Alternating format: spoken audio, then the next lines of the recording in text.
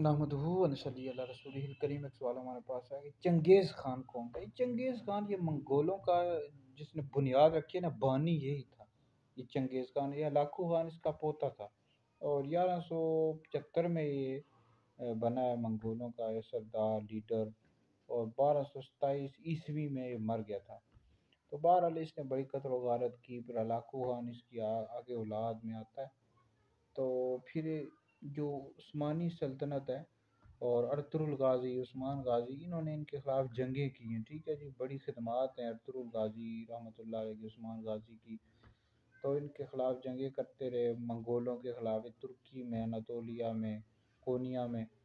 تو بہرحال یہ چنگیز خان یہ بڑا بدبخت تھا، اور اس نے بڑا قتل و غارت کیا، یہ ہلاکو خان نے اور دیگر جو اس کے آگے لوگ تھے۔ تو بہرحال مزید اگر مطالعہ کرنا تاریخ کی کتابوں میں اس حوالے سے رہنمائی آپ کو مل جائے گی۔